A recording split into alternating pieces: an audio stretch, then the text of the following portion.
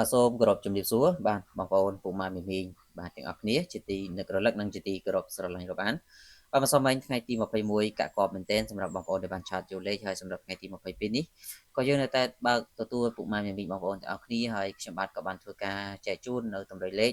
សម្រាប់ឲ្យបងប្អូនយកទៅធ្វើការផ្សងសំណាងផងដែរអញ្ចឹងបងប្អូនដូចយល់តាក៏កុំភ្លេចជួយចុច follow page ចុច like ចុច share comment ហេង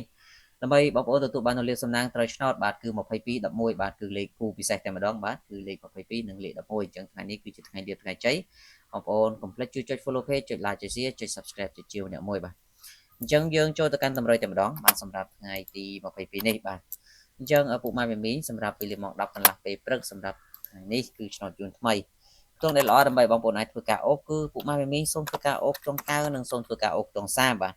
ចំពោះខ្ទង់30យើងបូក30គាត់31លេង A B C D បាទហើយចំណែកខ្ទង់9យើងយក92 91បាទ91 92នឹងបាទសម្រាប់ធ្វើការលេខ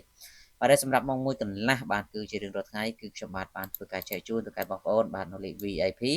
បាទសម្រាប់ឲ្យបងប្អូនយកទៅធ្វើការបូកសងសំណាងបាទគឺសេវាត្រឹមតែ5រៀលទេបាទគឺបញ្ជាក់ឲ្យបងប្អូនលេខទាំង4ប៉ុស្តិ៍ A B C D ហើយខ្ញុំមានលេខទុយ2គ្រាប់ឲ្យបងប្អូនយកទៅលេខបាទហើយបងប្អូនគឺលេងត្រូវចំរៀងរាល់ថ្ងៃតែម្ដងហើយសម្រាប់ម៉ោង4នេះគឺជាម៉ោងពិសេសតែម្ដងគឺម៉ោងហ្នឹងគឺយើងចូលបាទគឺកប់តែម្ដងសម្រាប់សិស្សរបស់យើងហើយសម្រាប់បងប្អូនថ្មីដែលចង់លេងជាមួយខ្ញុំបាទក៏អាចធ្វើការឆាតចូល page ទាំងអស់គ្នាសម្រាប់ម៉ោង6វិញយើងយកខ្ទង់8និងខ្ទង់6បាទចំពោះខ្ទង់8គឺបងប្អូនសូមធ្វើការយក85 86បាទហើយចំណែកខ្ទង់6វិញគឺយក6គាត់61បាទសម្រាប់ធ្វើការលេងនៅប៉ុស្តិ៍ A B C D បាទអញ្ចឹងនិយាយទៅតាបងប្អូនខ្ញុំបាទក៏មានតែប៉ុណ្ណឹងក៏សូមអរគុណនិងជូនពរសំណាងល្អទាំងអស់គ្នាសូមគោរពលា